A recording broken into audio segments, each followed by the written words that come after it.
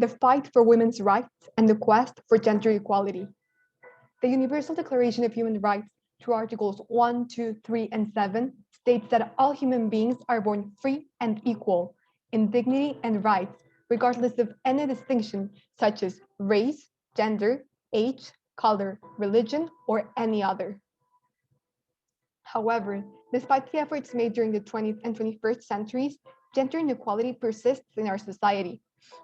And it can be seen in the stereotypes we follow, the underrepresentation of women in certain domains such as politics and science, and even in the historical silencing of women's voices. On this video essay, I will focus on three main aspects of the fight of women's rights and the quest for gender equality, which will be the roots of gender inequality, examples of gender inequality throughout the 20th and 21st centuries, and how can we change the reality in the quest for gender equity and the recognition of human rights.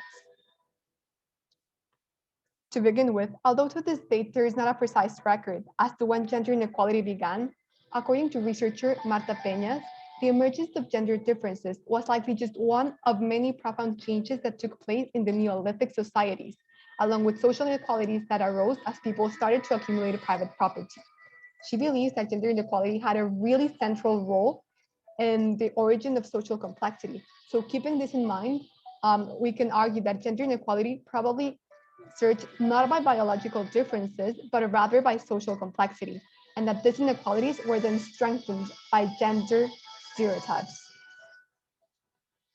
And well, according to the UN Office of High Commissioner, gender stereotypes are generalized views or preconceptions about attributes or roles that are or ought to be possessed by or performed by women and men. And these preconceptions can be harmful when they limit women's and men's capacity to make choices about their lives.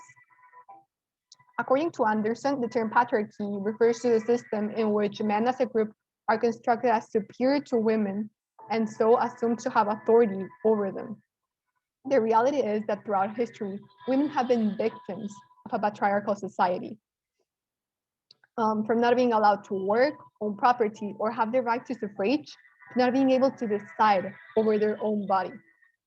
Major historical milestones in women's history have taken place since then, such as when women were recruited to work in factories during World War I, while men were fighting in the war, or when in 1895, South Australia became the first electorate in the world to grant equal political rights to men and women, or when 25 years later, the United States ratified the 19th Amendment, giving women the right to vote. And we can't forget the women's rights movement, which was largely based in the US in the 1960s and 70s, and in which women sought for equal rights and opportunities and greater personal freedom. Although many people could argue that a lot of progress has been made, the reality is that to this date, we have not achieved gender equality, and women and girls are still being forced to fight for their rights.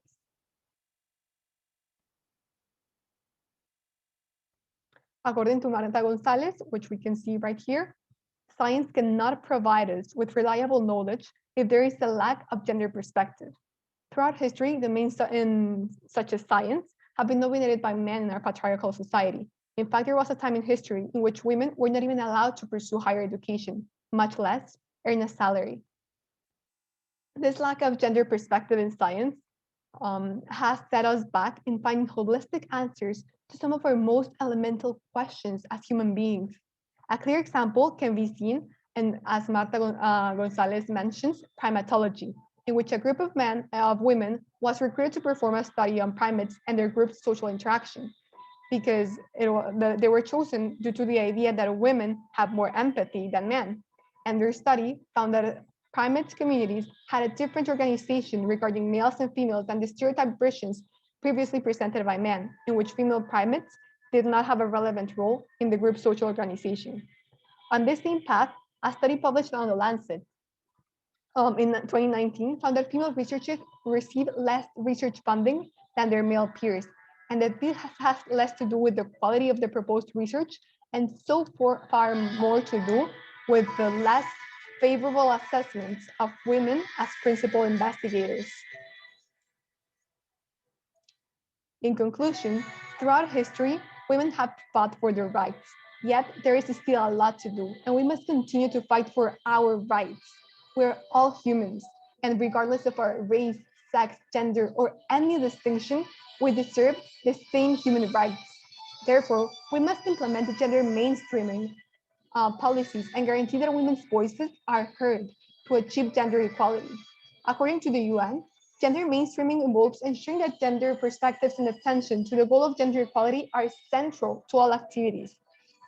Besides gender equality being a fundamental human right, it is essential to achieve peaceful societies with full human potential and sustainable development. Therefore, we must continue seeking gender equality, diversity, and human rights. Thank you.